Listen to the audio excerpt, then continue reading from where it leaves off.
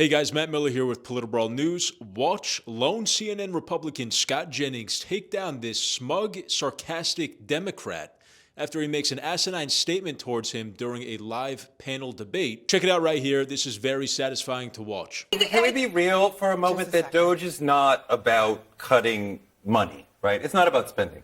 It's about shrinking government so that it'll be too small to stop Trump with whatever else is in this plan. Why would the government stop Trump? Isn't he the head of the government?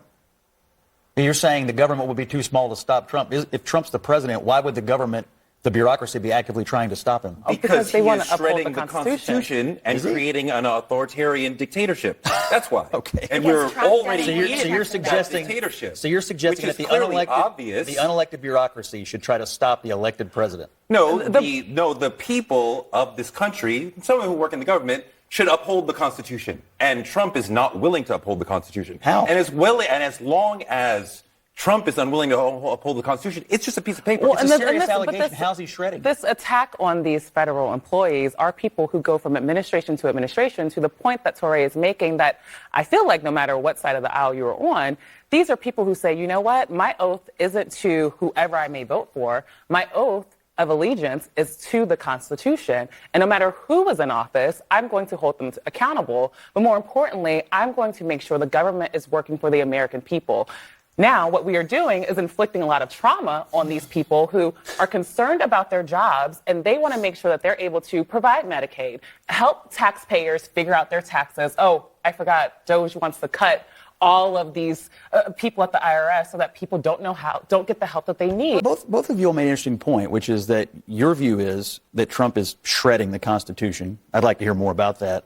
But that it seems to me that you all both believe that the unelected part of our government, the bureaucracy, has a responsibility to resist the political leadership. Is that your view?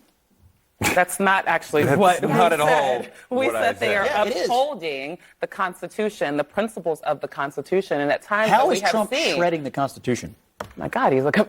Seriously, do we have to give you a civics lesson that we have? I don't know. We put all power in the executive branch, the legislative branch, the FBI. Now we're in control of the military. We're silencing media. This is what you do in a dictatorship. Are you suggesting that the president is not the commander-in-chief of the military? I am suggesting that the president is going to put in charge somebody who is going to contravene the Constitution. And at some near point, this conversation will look very silly for you because it will be obvious. And right now, you're gaslighting. When we get to the actual rubber of the road of this, it will be clear. I'm interested in this conversation. He's going to put someone in charge who will contravene the Constitution. Like who? What do you mean by that? The president is in charge of the military, is he not? You said he's going to put someone in charge of the military? The president is in charge of the military. That is how it works. This is important conversation. Yeah, I mean, that's why I'm letting you have it. Yeah, I mean, I think it is important because there is this perception that Trump does want to push the boundaries of what is in his constitutional lane. And his staff secretary said that apparently he signed an executive order saying that only he and the attorney general get to say what the law is. So that's the type of thing that I think that Trump has said that has caused people to question, what does he mean by that? I don't think he has done anything in the first month that is outside the bounds of the power vested in him by the Constitution. He was elected president. We, according to the Constitution, vest all executive authority in a president. And the concept that the military should be an independent agency or that the bureaucracy should resist the political leadership of this government is extraordinarily dangerous. That's literally not what we said. I'm just repeating back to you your own words. I did not say resist. I know when I say resist. What a ridiculous comment to make at Scott Jennings in a very sarcastic and disrespectful way. The guy says, do we need to give you a civics lesson? When he's the one who clearly does not understand how our government works. The president is able to direct the military. He is the commander-in-chief. That's his role. It's a legal role. He has full jurisdiction over the military. He's just very emotional. He's being very melodramatic. And then when Scott Jennings asks for clarification or specifics, he laughs at him and says, you don't understand civics? What a ridiculous way to dodge that. You know, like, look, you're putting on this big dramatic display here on CNN, making a fool of yourself. And I'm asking you for a specific example, or I'm asking you to clarify what you're saying, because it's just these broad strokes, melodramatic nonsense. And the guy refuses to give him any. It's not the role of USAID to limit or stand in the way of Trump. It's not the role of the Department of Education to stand in the way or limit Trump as the president, as the head of the executive branch.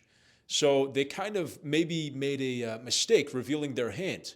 They see the government as an antagonistic force, these bureaucracies, against Donald Trump. That's not the way it should be. Our government should be working together to fulfill its proper role. It's disgusting to me to see how these Democrats view our government. They see it as forced exertion of their agenda and limiting these bureaucracies that DOGE is doing right now. They're cleaning through all of the waste, all of the people who've been sitting there on their butts, not producing results in the American people's interest. But they see these people as being extremely important to the goals of the Democrat Party and these woke initiatives, bringing DEI programs and left-wing leftist culture to Serbia and Guatemala and Colombia and Ireland, and funding these radical leftist arts programs abroad with American tax dollars. Meanwhile, we have wars going on, right? We're sending billions of dollars to Ukraine. They're losing the money, billions of our dollars. And meanwhile, you know, we have so many problems domestically that we need that money to fix. Really, any problem domestically would be better to spend that money on. DEI programs, at least in our own country. How about that? I mean, I would support that before sending DEI programs and gender studies students abroad to go evangelize the rest of the world into left-wing woke culture on my tax dollar. The proper role of USAID, for example, is to develop programs and to carry out programs that are in the American people's interest abroad. Like if somebody, for example, if a country needs protection or resources, and this is a valuable partner for the United States, we can provide them aid, we can provide them humanitarian assistance, and in exchange, now we have a better relationship with that country. What we shouldn't be doing is some new woke Sesame Street in Afghanistan or whatever the hell it was, because these radicals sitting in our government believe that these countries need to use inclusive pronouns. You know, maybe they need water, fresh water. Maybe they need food or medical equipment. Maybe they need clothes. But I know one thing that they don't need is left-wing radical gender theory. So wherever we're identifying that, wherever Trump and his DOGE agents are identifying things like that, ideological items, they should be cut immediately. And the people involved in carrying that out and spreading that around the world on our dollar should also be cut, unless they can do something else. Maybe they can do something else valuable and then they can stay on and just shift roles. But if there's already so much personnel and there's so many people on the payroll who are extraneous, get rid of them.